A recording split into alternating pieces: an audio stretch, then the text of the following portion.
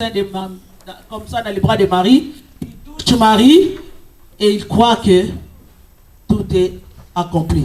Tout est accompli à la croix, pas dans les bras de Marie. Alléluia. Bien aimé, l'église qui ne manifeste pas de dons ressemble à des statues muettes que nos grands-parents, que nos arrière-grands-parents avaient et consultées.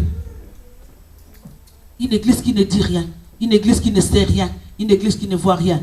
Nous sommes des aveugles, des sourds et des muets. Or, Dieu a donné des dons pour qu'il puisse nous instruire, pour qu'il puisse nous montrer les chemins, pour qu'il puisse nous orienter, pour qu'il puisse nous fortifier. Alléluia. Bien aimé, même si tu ne vas pas toujours dans la maison de ma soeur, si tu pries jour et nuit pour ton assemblée, Dieu va te révéler les sœurs qui sont vraiment nécessiteuses, les frères qui sont vraiment nécessiteuses. Tu vas venir un matin, tu vas aller la voir, tu vas lui dire bonjour. Alléluia. L'Esprit de Dieu, même si tu ne rêves pas, tu regardes comme ça, l'Esprit de Dieu t'inspire, te montre, va voir la sœur, va voir les frères, va lui parler. Bien aimé, si tu ne vas pas vers l'autre, si tu ne vas pas vers ton frère, ta sœur, comment tu vas savoir ce qu'elle vit? L'église devient un centre, comme un ganda, comme on avait avant. Tu ne connais pas la vie de quelqu'un. Tu attends, l'église attendra que la personne commette une erreur, que la personne commette une faute, et l'église commence à critiquer. Combien de fois tu as été voir ses frères, combien de fois tu as été contacter ses frères, combien de fois tu as parlé pour savoir la vie qu'elle vit, et ça... Jésus. L'amour, l'amour, l'amour. Nous allons prier ce soir pour les dons. Parce que les dons sont importants pour l'église. Très importants.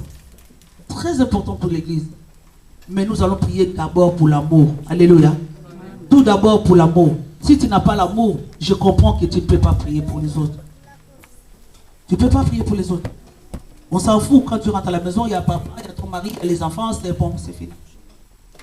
Mais l'église de Dieu, nous sommes les corps, la Bible nous dit. Dans 1 Corinthiens 10, la Bible dit, nous sommes les corps.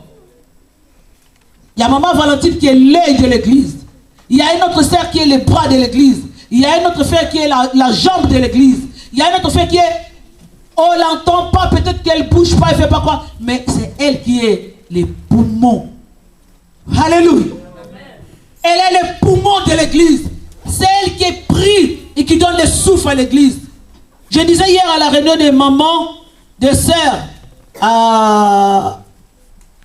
samedi hier quand on était là-haut, j'ai dit, un enfant de Dieu qui dit qu'il est à l'église, je n'ai rien à faire, je n'ai pas de travail, on ne m'a pas donné de travail, il n'a pas encore expérimenté l'amour de Dieu.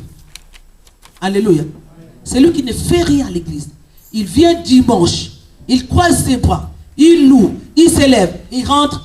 Bien aimé, tu n'as pas encore expérimenté l'amour de Dieu. Parce que quand le Saint-Esprit, quand il rentre en nous, il bouillonne d'une façon qu'il donne des ailes. Il te donne des ailes, tu auras toujours quelque chose à faire. C'est une entreprise, c'est un organisme, c'est un royaume qui ne manque pas de travail. Tu peux être un intercesseur jour et nuit, tu intercèdes pour l'église. Dieu va te révéler des choses.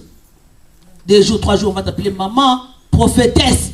Pourquoi vous étonnez quand on appelle quelqu'un maman prophétesse? C'est quelqu'un qui est en intimité de Dieu.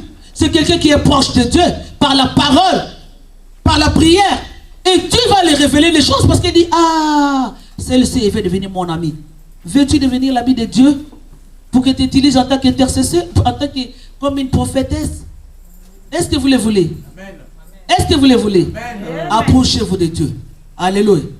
Approchez-vous de Dieu dans la prière, dans la lecture de la Bible, dans la communion fraternelle et l'amour que Dieu a répandu dans l'église.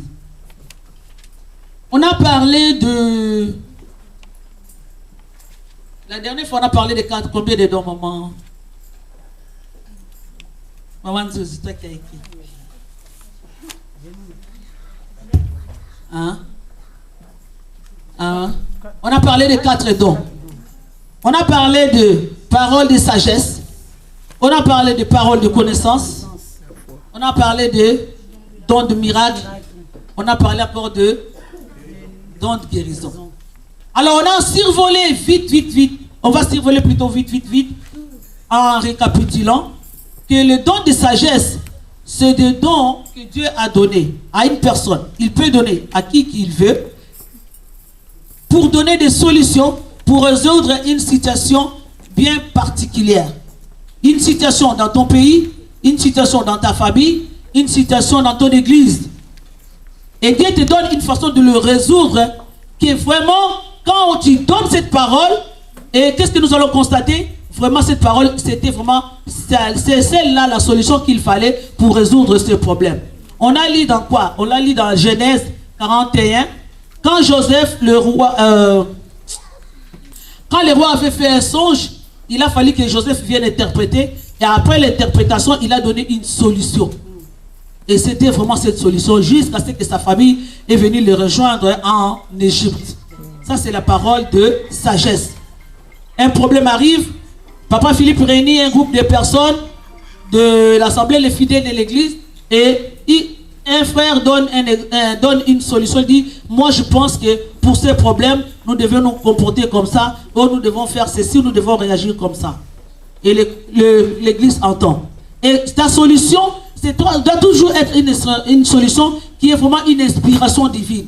C'est les personnes qui sont près de Dieu, remplies du Saint-Esprit. Et voilà pourquoi quand cette personne donnera cette réponse, ou pour résoudre ce problème, ça sera la meilleure réponse. Parce